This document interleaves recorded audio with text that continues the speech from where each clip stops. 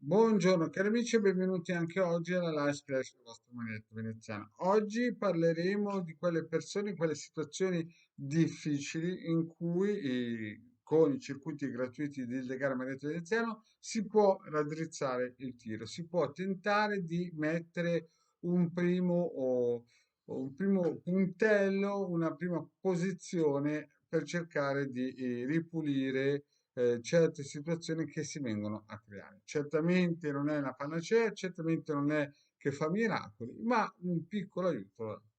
Questo è un circuito per pulire la casa in modo, come si dice, generico da energie nefaste. Si piazza in ogni stanza, no? Possibilmente che si possa vedere, e per contribuire a rinforzare il vostro Marietto e il De Garda hanno posizionato nel sito del capitano un ebook in cui c'è anche allontanare questo circuito che serve per allontanare spiriti di povertà e di vittimizzazione.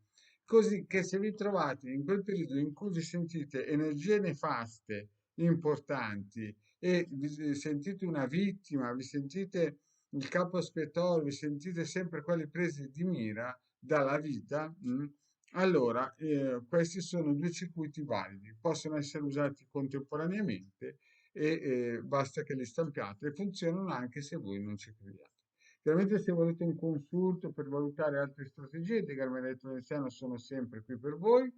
Vi ricordo anche che ci sono tantissimi altri circuiti nel sito del capitano, ne hanno già scaricati più di 200.000 ebook e il De Garmenetto Veneziano hanno regalato 2-3 milioni di circuiti gratuiti all'umanità. No? Quindi vi invito caldamente ad andarli a scaricare o a seguire le pillole nei canali YouTube di De Garmenetto Veneziano e anche nei social. Ci trovate tranquillamente su Facebook, su Instagram e chiaramente su Twitter, insomma nei maggiori social filo americani, non perché noi siamo filo americani, ma perché ci danno questa possibilità di essere sempre sul pezzo e essere vicini a voi.